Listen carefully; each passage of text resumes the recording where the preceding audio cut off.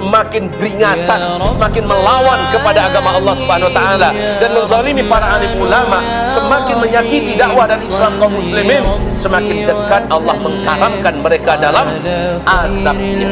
Apa yang mereka katakan tentang Ustaz Bakhtiar Nasir, apa yang mereka katakan tentang Ustaz Abdul Samad, apa yang mereka katakan tentang Ustaz Ali Hidayat, apa yang mereka katakan tentang Hakim, apa yang mereka katakan tentang almarhum Ustaz Arifin Ilham, apa yang mereka katakan tentang Buya Tengku Zulkarnain, semua ulama-ulama di garis lurus, apa yang mereka katakan tentang mereka sebagai orang-orang radikal.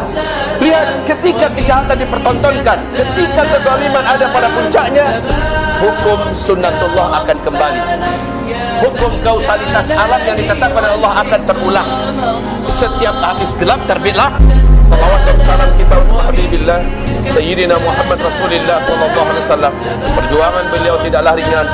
Perjuangan beliau lengkap dengan air mata, dengan harta, dengan waktu, dengan fisik, bahkan dengan jiwa. Para sahabat bertumbangan di jalan dakwah dan memperjuangkan agama Allah Subhanahu wa taala. Pada akhirnya pertembungan mereka yang panjang membuahkan hasil. Mereka menjadi pemenangnya, sehingga risalah dakwah itu sampai ke bumi Indonesia. Hari ini Indonesia menyaksikan sejarah berulang, di mana kezaliman, di mana kejahatan sedang berada pada puncak-puncaknya.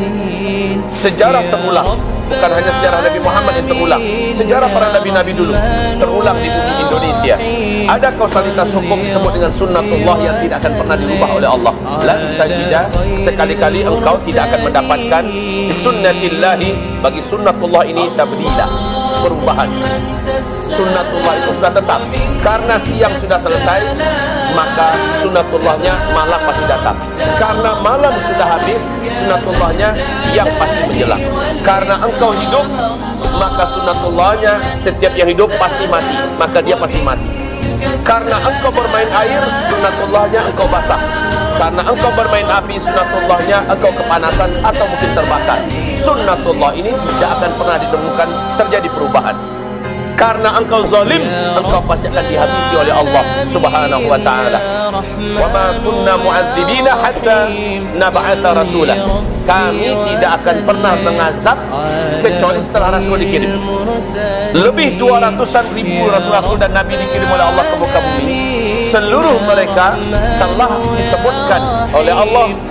Sebahagian besarnya sejarahnya terbongkar, yang disebutkan dalam Al-Quran hanya 25 orang. Seluruh Nabi dan Rasul ini berujung dengan Allah menangkan dakwah mereka. Mungkin dengan cara mereka syahid, dan itu adalah kemenangan dakwah mereka, atau mungkin yang mereka usung, mereka dakwahkan, akhirnya dijadikan oleh Allah berkibar dan berjaya. Bacalah sejarah, adakah seorang Nabi saja yang jahat dalam sejarah? Nabi mana yang jahat? Baca dalam sejarah, adakah seorang Rasul saja yang jahat dalam sejarah? Tidak berakhlak? Tidak.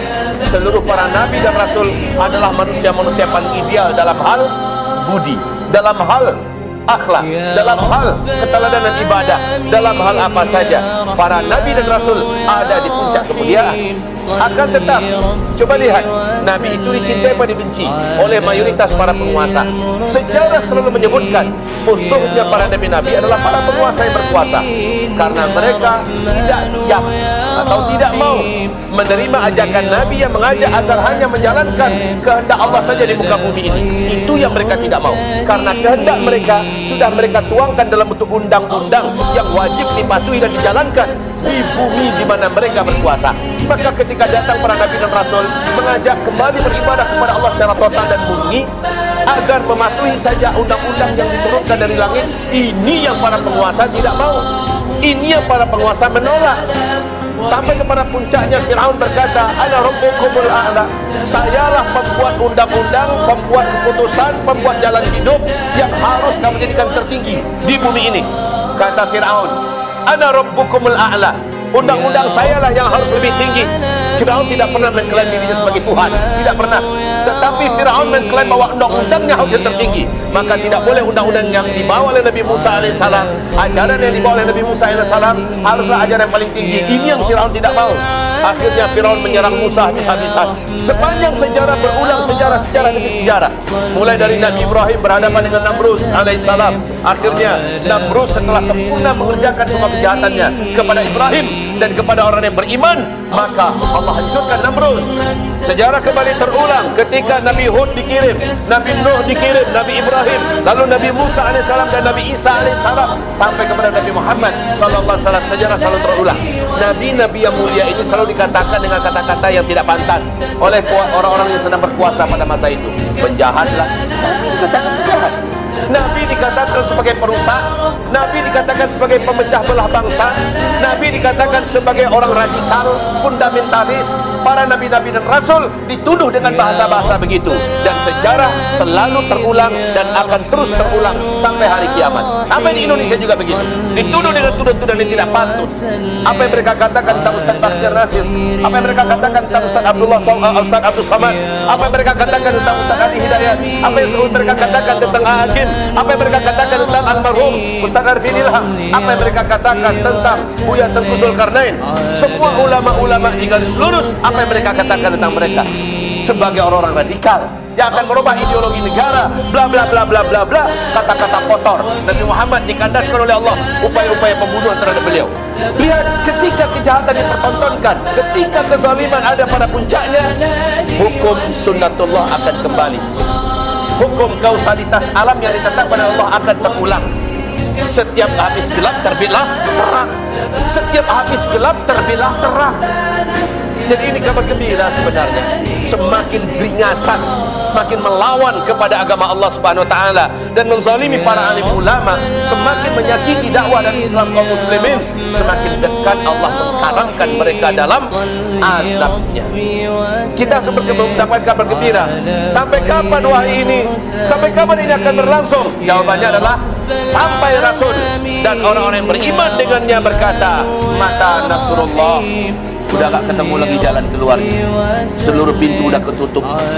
Di depan musuh, di belakang musuh, di kanan musuh, di kiri musuh, samping sana musuh, di sana sini musuh. Dari atas juga dikencet, dijepit ya. Dari bawah juga para pengkhianat, orang-orang hipokrit berserakan di mana-mana, ikut mendesak. Luar biasa. Lalu apa yang akan dikatakan? Mata Rasulullah. Kalau begini caranya, kapan Allah akan tolong kita? Justru kalau udah lengkap semuanya ketutup, seluruh pintu-pintu kemenangan, seluruh asbab untuk bisa kita bergerak udah ditutup, lalu berkatalah Rasul dan orang yang beriman bersamanya, mata Rasulullah, kapan Allah akan tolong kami? Jawabannya adalah ala inna nasrullahi qarib. Ketahuilah kalau udah ketutup semua baru pertolongan Allah datang. Musa alaihissalam tak tahu lagi jalan nak kemana. Dilihat ke depan laut merah, ke kiri ke kanan sama saja karena Firaun sudah menyusul di belakang.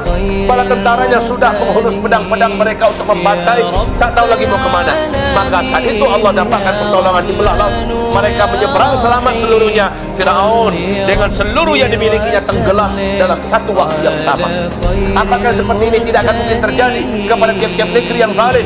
Apakah seperti ini tidak akan terjadi kepada negeri-negeri yang pada hari ini difasihkan pada zalim di mana-mana kepada Islam dan kaum muslimin? Ya, akan terjadi. Fasih kelima, fasih Islam kembali menang. Artinya apa? Di penghujung fasih keempat, segala jenis kejahatan para penguasa yang berkuasa akan berakhir. Bagaimana caranya? Kalau kita lihat dari sejarah, para nabi-nabi itu ditolong dengan cara dua hal. Pertama, Allah tolong dengan cara Allah yang azab langsung musuh-musuh yang memiliki segala kekuatan dan power itu. Allah langsung azab. Allah karamkan mereka, Allah tenggelamkan mereka, Allah datangkan petir dari langit, angin yang kencang dan segala macamnya. Atau cara yang kedua, Allah menangkan mereka dengan peperangan. Tetapi di akhir zaman bersamaan Allah akan datangkan juga azabnya, dan Allah akan datangkan juga para tentara yang akan menjadi penyalur azab Allah Subhanahu wa taala. Dua-duanya akan bergerak. Di akhir zaman ada hadis yang kita baca, kemenangan kaum muslimin adalah dengan peperangan di mana musuh yang sudah keterlaluan membabi buta, membantai umat Islam, menyakiti dan sebagainya, dan ini menimbulkan keizinan dari Allah Subhanahu wa taala dan terbukanya pintu-pintu jihad. Ketika itu kaum muslimin memasukinya dan Allah akan tolong kaum muslimin. Qatiluhum yu'adzibhumullahu biaydikum. Perangi mereka, Allah akan azab mereka melalui tangan-tangan kamu. Wa yukhzihim, Allah akan hinakan mereka. Wa yansurkum alaihim, Allah akan tolong kamu dalam mengalahkan mereka. Wa yashfi sudura qaumil mu'minin, Allah akan sembuhkan rasa sakit yang ada dalam dada orang-orang beriman. Sekarang ini sakit sekali. Sakit sekali. Kita terlalu terang-terangan bizalimi, ketidakadilan betul-betul dinampakkan ke permukaan. Benar-benar keterlaluan kaum muslimin. Ini sudah dunia yang membahasakan kalimat demikian. Jadi wasabiru, dan saling menasihati untuk sabar. Warabitu, dan selalulah kamu berkonsolidasi, berkoordinasi, dan saling merapatkan barisan. Ya, selalulah kamu bertekad dalam rangka menuju kepada kemenangan. Setelah kita bersabar dan kita terus saling menasihati bersabar, terus kita rapatkan barisan. Wattaqullah, dan tetaplah kamu maksimalkan ketakwaan kepada Allah. Banyakkan ibadah, banyakkan doa, banyakkan infak, banyakkan zikir, banyakkan hal yang ma'ruf dan jauhi yang dosa, yang mungkaran. La'allakum tuflihun, semoga kamu yang menjadi pemenang. Jadi di akhir zaman ini jangan kita yang memulai, biarkan mereka yang salah langkah, lalu mereka yang memulai, lalu Allah izinkan kita akhirnya menyambut kebodohan mereka, dan Allah pasti menangkan kita.